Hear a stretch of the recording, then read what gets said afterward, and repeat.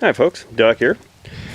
Today I'm looking at the front end of MULE2, that's the 1970 John Deere 112. Kind of a running project, so to speak, which is usually how I do my projects. You see a lot of guys start a project and, you know, they'll get it done in pretty short order by tearing everything down and doing it all at once. Some projects I do that too, and some of them are what I like to call running projects or ongoing projects, where I generally do things in an order that allows me to basically keep it moving and keep it capable and running and drivable at, you know, pretty much all times except for the day that I'm doing whatever it is I'm doing to it. That way I don't have any downtime. I can use it if I need it, etc. Anyways, I'm looking at this front bumper. I had originally thought to do a steel plate bumper like Nick Weidenhoff did. Hope I pronounced your name right there, bud. If I didn't, I apologize. Just dumb Canadian boy. Anyways, those steel plate bumpers look really good. I had plans drawn up, I had a template drawn up, and I was a little bit short of diamond plate steel that I wanted to use for it. So I kind of shelved the project thinking that, okay, well, I'll get back to it when I get some more steel. Now, speaking of steel, I was getting rid of a couple of loads of scrap in the last few weeks, and I came upon an old home-built go-kart chassis that I had purchased a few years ago. Big, clunky, heavy, very well built, I'll give them that. It just didn't look like it was something that I was going to end up using after all, even though it looked good at the time that I got it. However, there was a few things on the chassis that I deemed usable as I was throwing stuff out. And I cut this bumper off. It's a 1-inch steel tube, square tube.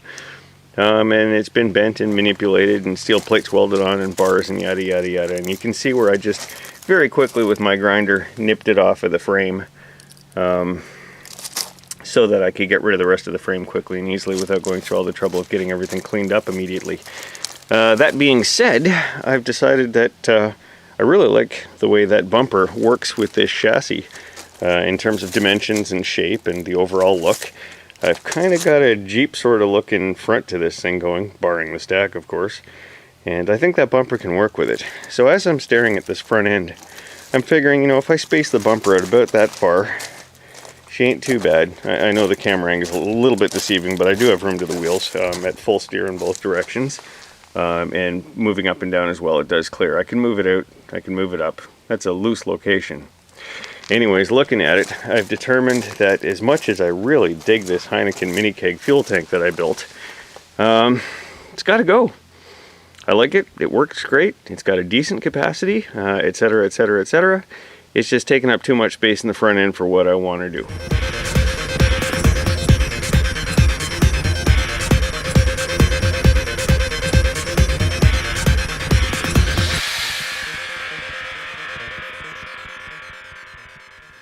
And what I want to do is I want to get this bumper mounted, so I'm going to have a couple of pieces of steel stock or bar or plate or something mounted to the frame. And then I'm going to lay a plate across the top here to mount a 2,500 pound winch to, much like the 2,500 pounder on Mule here. Same sort of deal. Good winches, Princess Auto. I think I got them for 80 bucks a crack, and that includes the solenoid pack and the whole shooting match. I'm very happy with it, so I bought another one. Anyways, going to lay a plate across here and mount the winch.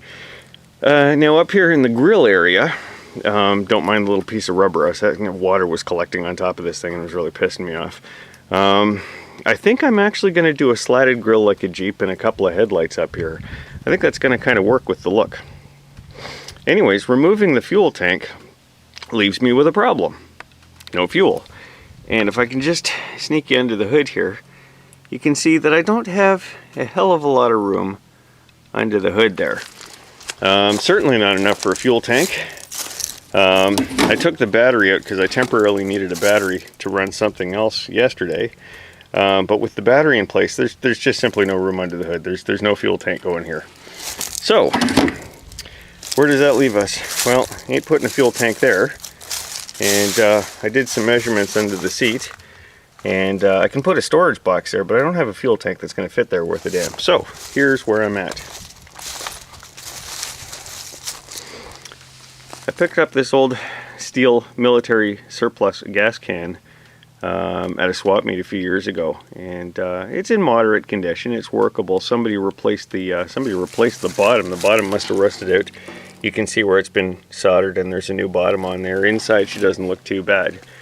So I'm going to clean it out and use that, I think. I think what I'm going to do is I'm going to put it right here in the rear end.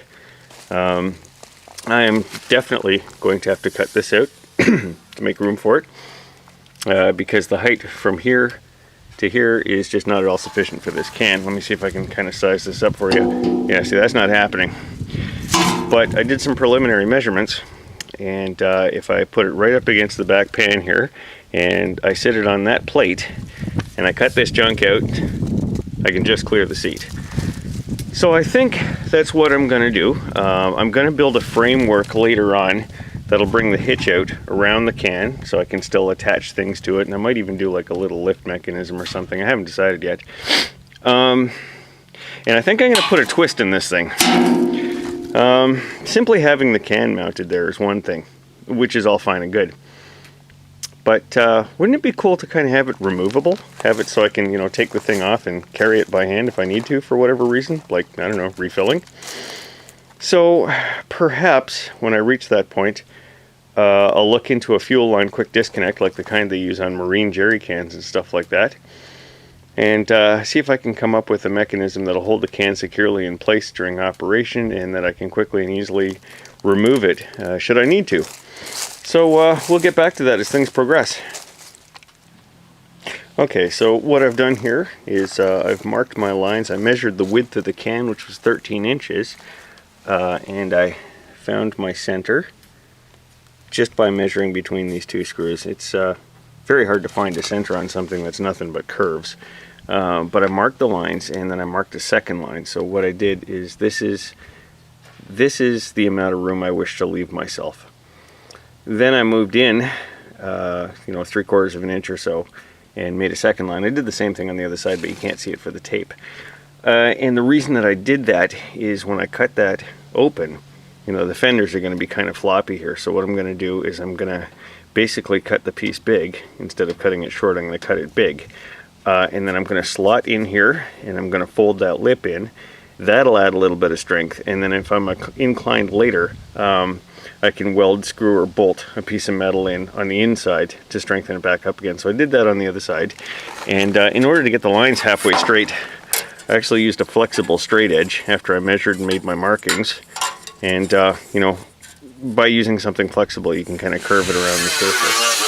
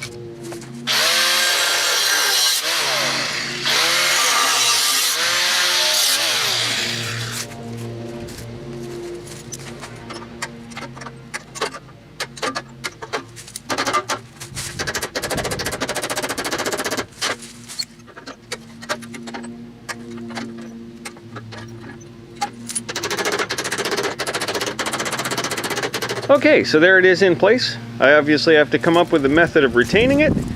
Tight as it is, there it is. Not bad, really. It doesn't stick out past the tires. Given the tongue, I'm not really losing any appreciable departure angle. I think we're good. Just got to work out a way to put it on there, and the fuel lines and all that stuff.